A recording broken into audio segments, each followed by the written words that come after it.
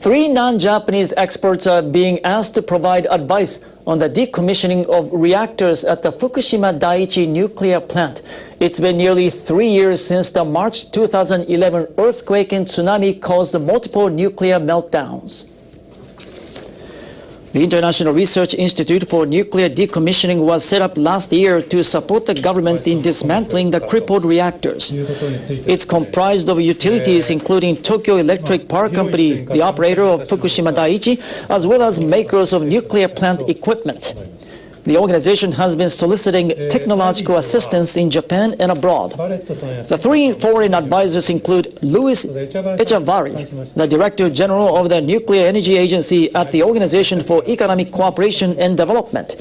Echavarri says a transparent decommissioning process should be drawn up along with a clear financial plan. It's better to have a multi-year budget because research and development of technology takes a long time. So it's very difficult to manage that if you have a very limited budget just for 1 year. Under the present plan, removing nuclear fuel debris from the reactors will start as early as in the first half of 2020. How that will be done is yet to be decided. That's because not much is known about the exact state of the damaged fuel that will require sophisticated technologies to remove.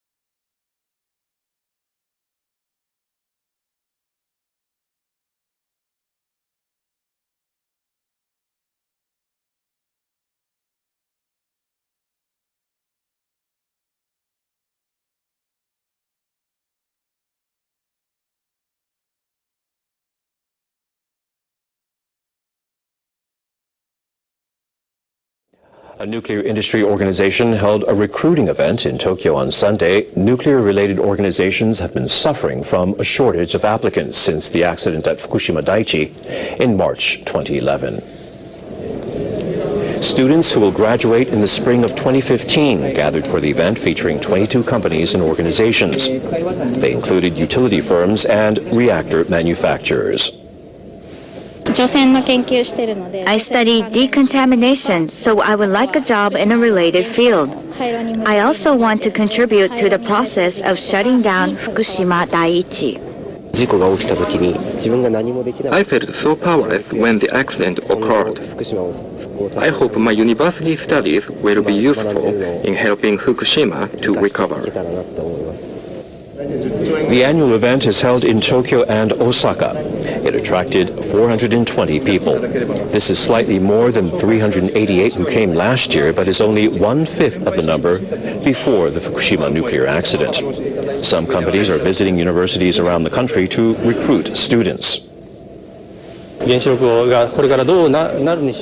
Whatever the future of nuclear power will be, we need young people with strong ambition. I hope such people will decide to work for us. Hattori says a key issue is whether the industry can show young people it has an appealing future. Now live from London is Professor Chris Busby, Scientific Secretary of the European Committee on Radiation Risk and a member of the UK Department of Health Committee examining radiation risk for internal emitters, or CERRIE. And thank you so much for joining us, Professor Busby. How dangerous is the current radiation level of 7.8 millisieverts for humans? Well, if it were caused by the explanation that TEPCO have given, then it would not, in my opinion, represent a very great hazard. But I don't believe their explanation. I've done calculations myself, which show that it's almost impossible for this kind of dose to occur within a reasonable distance, about 10 meters from the radioactive tanks, on the basis of the fact that there's strontium-90 inside the tanks. So what I think the 7.8 millisieverts represents is it represents measurements that are of beta radiation and gamma radiation coming from material that's already outside the tanks and that is basically in the ground. And this is very, very dangerous because it actually represents a contamination of the ground of about 250 kilobecquerels per square meter. That's one's 250,000 disintegrations per second per square meter. And that comes from material that can be inhaled after resuspension, or it can get into people in various other ways. So that represents a very serious hazard. Right. Now, according to the operator's report, the radiation levels at Fukushima were 8 times higher than norm back in August. And isn't it strange that the authorities of Japan have only now urged the company to take measures? Well, this whole procedure has been dogged by arguments between various people in government and various people in the nuclear industry and so on. So I imagine that this is just a consequence of a lot of arguments between various sides of the issue. You know, the nuclear industry people and the government people. You know, it's eventually the government people have won, or somebody has won this, and that's why it's taken so long for some remark like this to be made. I mean, I would guess it's entirely political. This has to do with reality. Right. But do you think that TEPCO's cleanup activities are effective enough? I mean, are they doing enough right now? I don't think there's much more they can do, to be honest. I think the thing is out of control, and I can't see what they can do. I mean, what they've done, basically what we have here, in my opinion, many others too, is that the core material from the reactors is outside of the containment and in the ground. And so then the groundwater is then picking up this radioactivity and bringing it to the surface. And of course, they're taking as much of the groundwater as they can, this contaminated groundwater, and pumping it into tanks to store it. But until they actually address the basic problem of the stuff being outside the containment, then there's not much that they can do. They can sort of certainly attempt to clean up the stuff that's in the tanks. That in itself would be quite a complicated business. But as for the stuff that's outside the tanks in the ground, I'm not sure I can see any way in which they can deal with that. Right. Now, other than being in the ground, I think that the Japanese have admitted to releasing 400 metric tons of water into the Pacific Ocean, I think, on a daily basis since the tsunami and the whole situation occurred. And I mean, that's 3 years at 400 metric tons. Have you heard that? Does that coincide with figures that you have for? Yes, and also, of course, there's the amount of material that blew out to sea and ended up in the Pacific right at the beginning, and so this is an ongoing problem. So you have an enormous amount of radioactivity in the Pacific from the beginning, and then an ongoing, very large quantity, probably about the same amount eventually, being poured out into the Pacific all the time. And this is in fact affecting the Pacific biota. I mean, there's lots of evidence now that there's a crash. A complete crash in the life forms in the Pacific. We're seeing lots and lots of evidence for this, and it's really, really quite terrifying that this is having an effect on Pacific life. And of course, that Pacific life, you know, is the source of food for a very large number of people in Southeast Asia and elsewhere.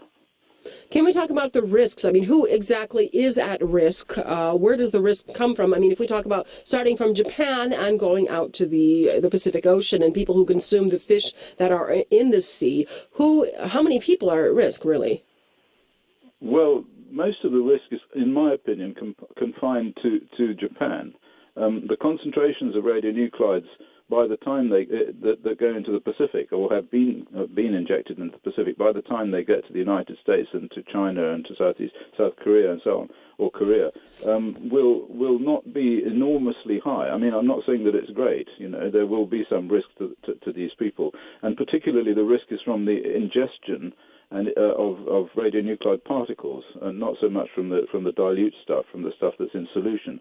But the main risk will be to the people of Japan, and it'll be people who live along the coastline of eastern Japan who will be greatly at risk within about 1 kilometer from the sea. And I did some calculations which suggest that just in terms of cancer, there will probably be about 400 to 800,000 extra cancers in Japan in the next 50 years as a consequence of this. It will be absolutely measurable. I mean, the nuclear industry is saying it can't be measured over the background rate, but it will be certainly measurable. And we've already seen some effects in infant mortality, and we've seen some effects in thyroid cancer already in Japan. And so I think this is just going to get worse. We're going to see a major effect on the general health of the Japanese population in northern Japan. It's going to be quite measurable. There's going to be a decrease in the birth rate and an increase in the death rate. Well, you don't feel that there's a risk to people who are dependent on food from the Pacific, because obviously this is going to, I mean, if we talk about the food chain and the way that the contamination actually becomes more concentrated as the smaller, fish are being eaten by the larger fish that live for quite some time, and you end up with a tuna that's not only full of mercury but as well is also radioactive. I mean, should we be concerned as consumers about buying fish from those places? I think people will generally stop buying fish from the Pacific. I don't think that the risk is as much as people have thought in terms of fish, because we have studied people who eat fish from the Irish Sea and from the Baltic Sea, which is very highly contaminated following Chernobyl and from the weapons test ball. So we roughly know what's going on there. The point about these radionuclides, when you ingest them, they go into the gut, and a large proportion of the really serious ones, the plutoniums and the uranium, don't get across the gut. The main source of danger is from inhalation of sea spray and inhalation of resuspended sediment. That's because, of course, once they get into the lung, then they don't have this barrier that they have in the gut. It goes straight into the lymphatic system.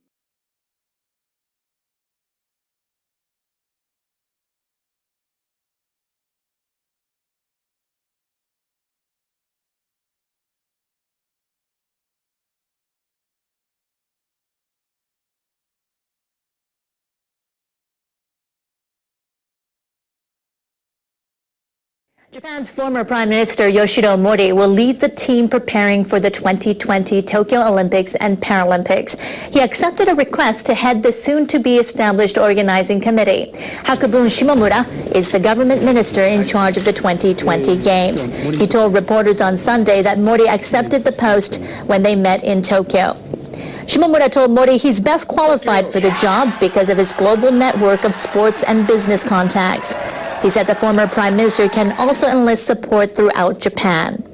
Mori became prime minister in 2000 and served in the post for 1 year. He once was the chairman of the Japan Sports Association and is the current chairman of the Japan Rugby Football Union. Howdy, peoples. I'm Abby Martin, and this is Breaking the Set. So it's no secret that the U.S. military has over 5,000 nuclear warheads, enough to eliminate most life on Earth. But it may surprise you how much it costs just to maintain these weapons.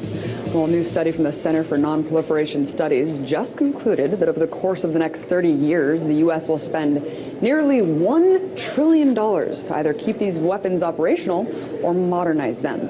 Because you know the Cold War never really ended. And if there's one thing we need to be spending billions of dollars on, it's mass killing machines. So while this country continues to lag behind in education, income equality, and sustainable energy, at least we can keep the people of the world up at night knowing that the Cold War is alive and well, and we got our nukes locked and loaded.